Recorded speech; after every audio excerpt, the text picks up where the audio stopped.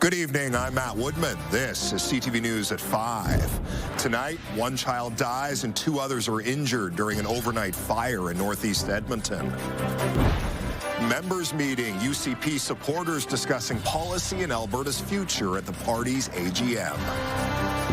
And going with the snow, dozens of drivers end up in car crashes as the powder piles up. CTV Edmonton, local breaking news with Matt Woodman.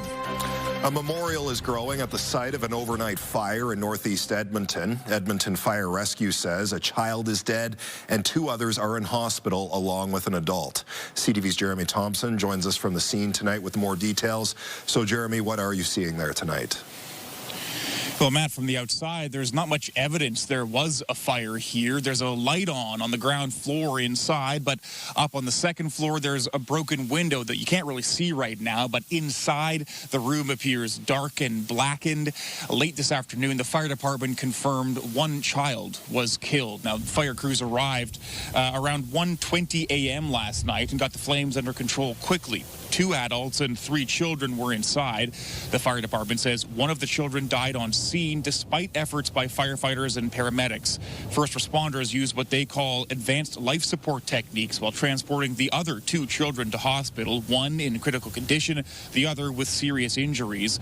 A bouquet of flowers and a Paw Patrol Beanie Baby have been placed outside the front gate. I spoke with a man who lives in the complex. He was surprised to learn there was a fire overnight. He and his family weren't woken up. You never know how fast it could have spread to the other units because of how many are connected in the area. Like, even if the fence caught fire, it could have traveled to the neighbor's fence as well. So it's just scary because we never knew what happened until this afternoon. As for the firefighters and paramedics who responded, Fire Chief David Lazenby says this loss is an absolute tragedy for their family, for our community, and for everyone in our department who responded overnight. We are all deeply affected. Our hearts go out to the family. Now, both adults were also injured in this fire. One was treated for minor injuries on scene. The other was taken to hospital with serious but non-life-threatening injuries. Fire investigators are now taking over, pledging a thorough investigation into the cause. Matt? All right, Jeremy Thompson live in northeast Edmonton tonight. Thank you. Edmonton police hope surveillance video will help them find a driver who hit 2 men, including one who was in a wheelchair. The video shows a red SUV stopped at the intersection of 127th Avenue and 123rd Street. You can see 3 people, including one person on the ground along with a wheelchair. Police say 2 men were crossing the street when a red SUV ran into them. One man was knocked out of the wheelchair. Police say he was seriously injured but will survive. Police say the driver stopped briefly to speak to the men before leaving. The Edmonton Police Service wants anyone with information about the SUV to come forward. The United Conservative Party's annual general meeting is getting underway at the Edmonton Expo Centre. Tonight, Premier Danielle Smith is engaging with the party's grassroots members ahead of the policy votes tomorrow. CTV's Connor Hogg is there tonight. So, Connor, what's happening right now? Well, Matt, Premier Danielle Smith is hearing from the party faithful as we speak. She's participating in a bear pit discussion with members of her caucus. Now, earlier today, she took questions on a number of topics from UCP members, including the ongoing UCP MLA recall campaigns. Would love to get your feedback because we're talking about should we modify the rules a bit to tighten it up so that there's more parameters around it. Okay, that's one clap sort of feedback. Smith spoke on a variety of party ideas, including the results from the summer's Alberta Next panels, saying the response from some questions, like those on the Alberta pension plan, were very mixed, and the panel is struggling to decide how to advise the province to proceed. Of course, this year's UCP AGM is not happening in a bubble, Smith having just signed a memorandum of understanding with Prime Minister Mark Carney to build a pipeline to the BC coast. We spoke with UCP members about the direction the party is headed, including that work with Ottawa Ottawa towards a pipeline. It's too far down the line. You know what I mean? I honestly believe that the Premier is doing a wonderful job. I support a strong and sovereign Alberta within a united Canada. I know we might have a bit of a difference of opinion on that, but I hope people today feel a lot more confident that Canada works than they did a couple of days ago.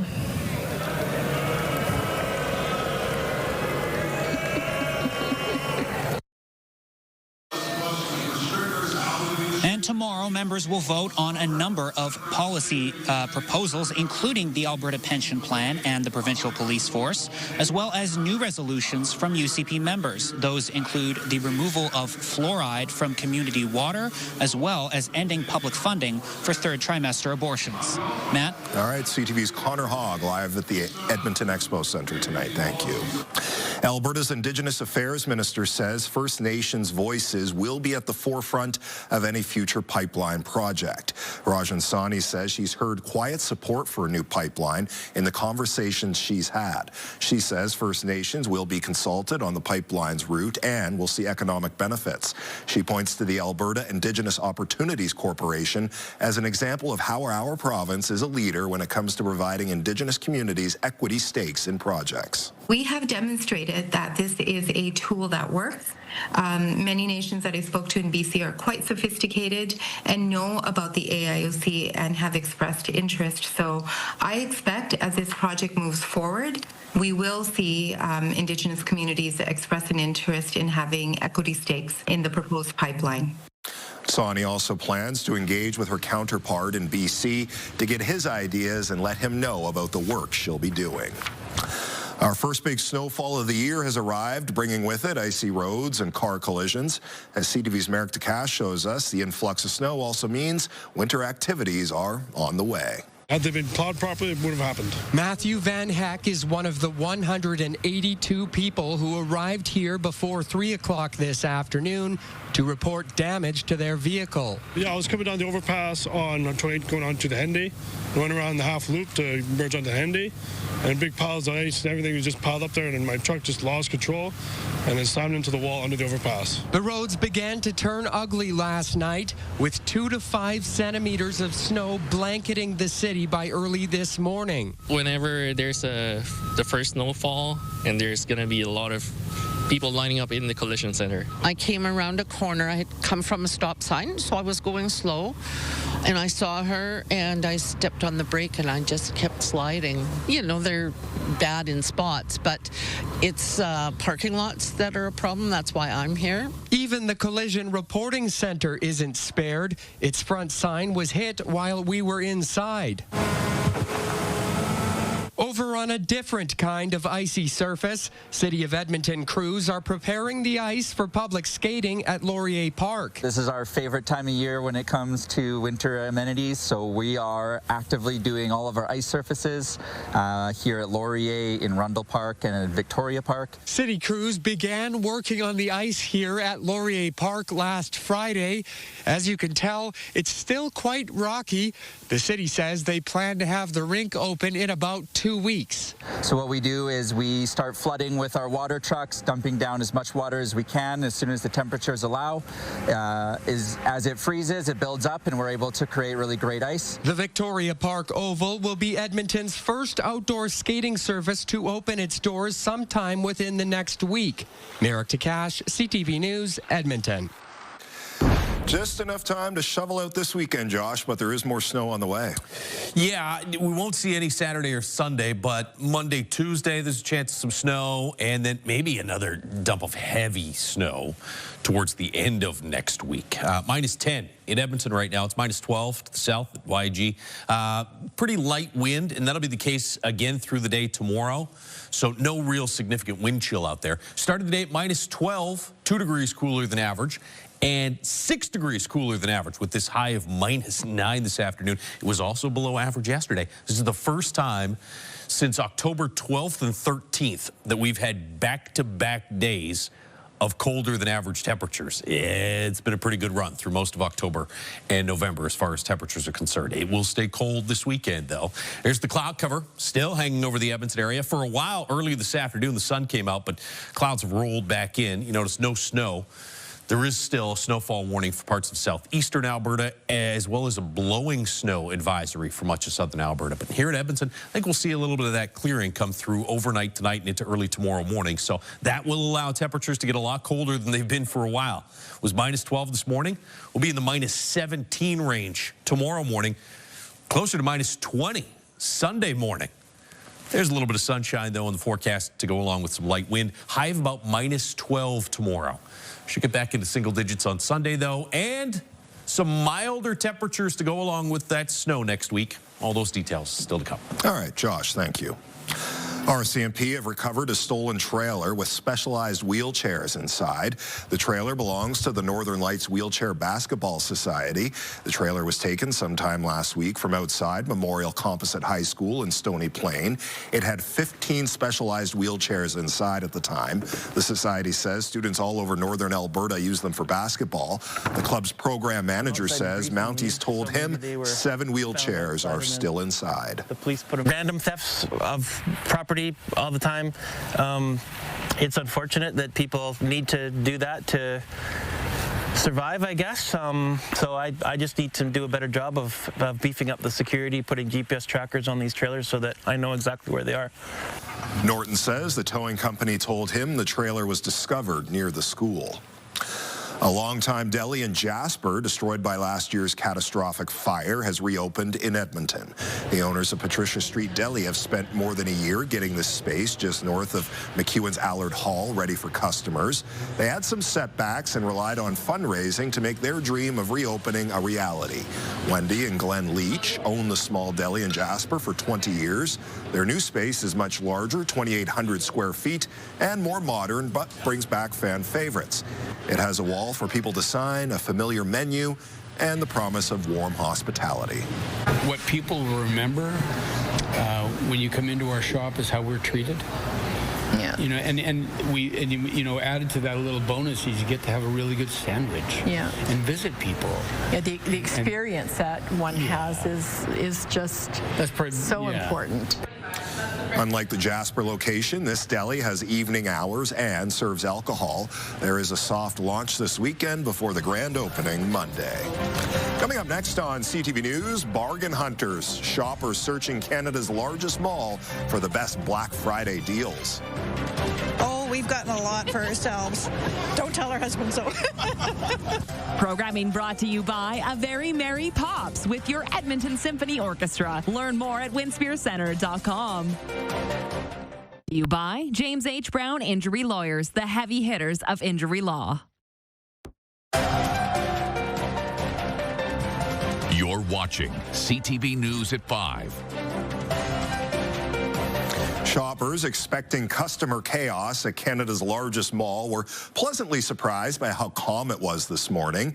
As the day went on, though, the crowds grew at West Edmonton Mall, everyone hoping to score a great deal on Black Friday. This is like the official start of the holiday shopping season. When the doors opened at West Edmonton Mall on Black Friday, there were no door crashers. It's good. It's not as busy as I thought. I thought it would be packed. No long lines.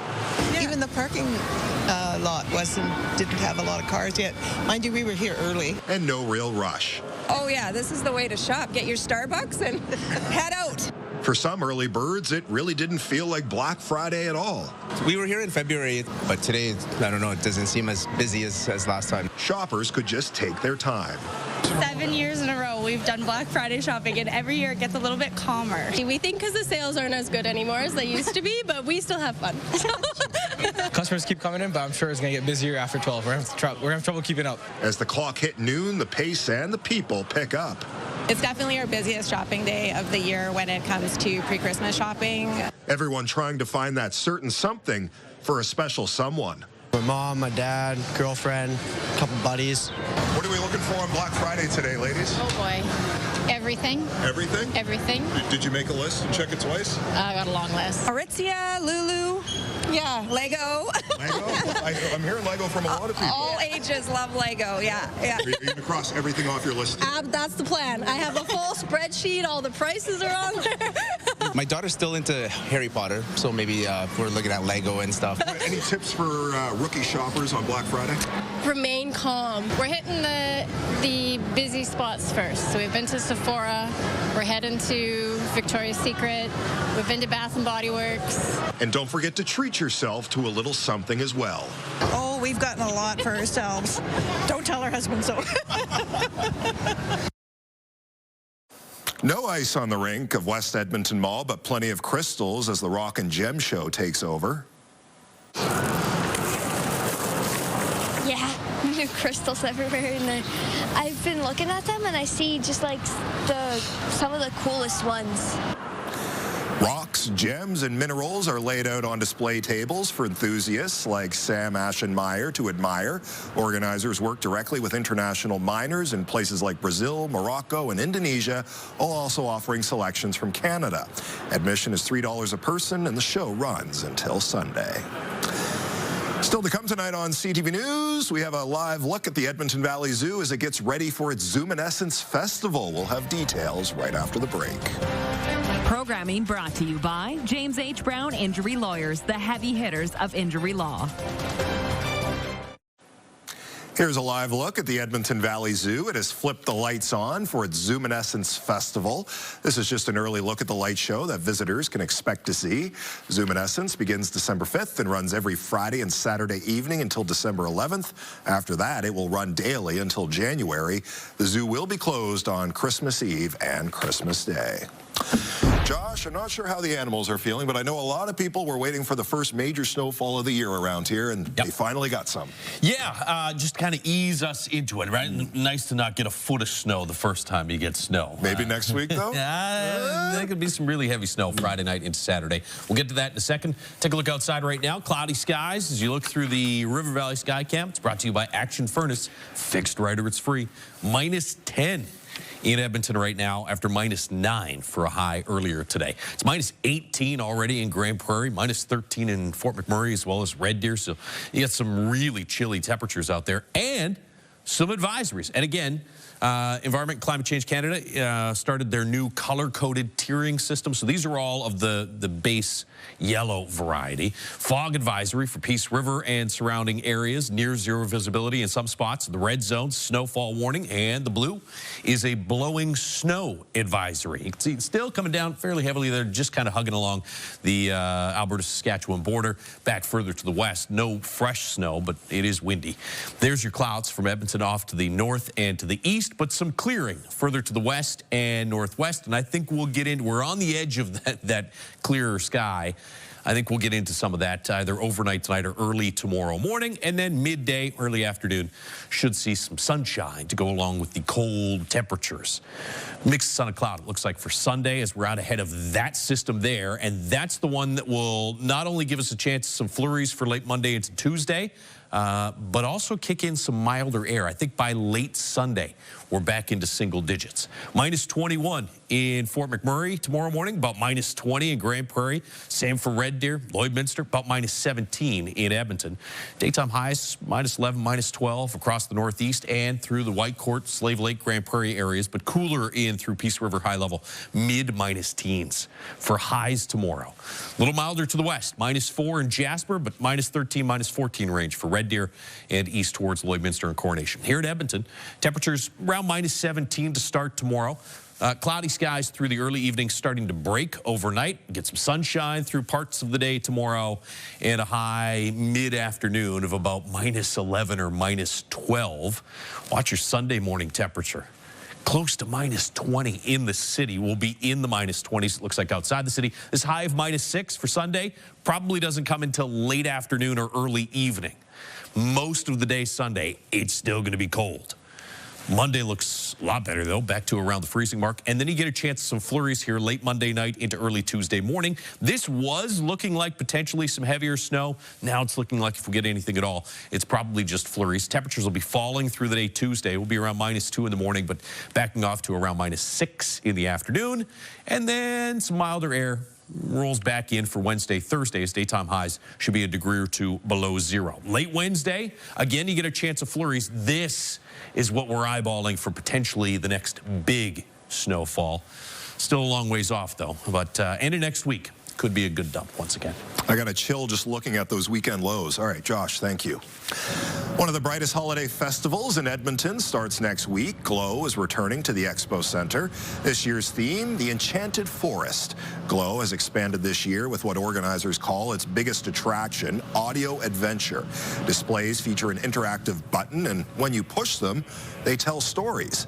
This year's festival features more than 1.5 million lights. We focus on families and you know, bringing the kids here, or I mean, you can come as a couple as well. There's so many displays you can do pictures at. So, but I think it just gets everybody in the holiday spirit. The festival runs from next Thursday, December 4th until the 31st. When we return, a winter ride along the high-level bridge, how the Edmonton streetcar is offering some cool views of the city. You get to see the city at night, which is a little bit unusual. CTV News at 5 continues. Coming up Monday on Your Morning Edmonton, a new way to buy local and delicious this holiday season. Plus, we catch up with the local designer who is part of Project Runway Canada. Your Morning Edmonton, weekdays. Help us build a mountain of toys. Donate today at ctvedmonton.ca. The Edmonton streetcar is getting into the Christmas spirit. It's rolling out a car decked out for the holidays. CTV's Naramanisa goes along for the ride. 'Tis the season aboard the Edmonton streetcar.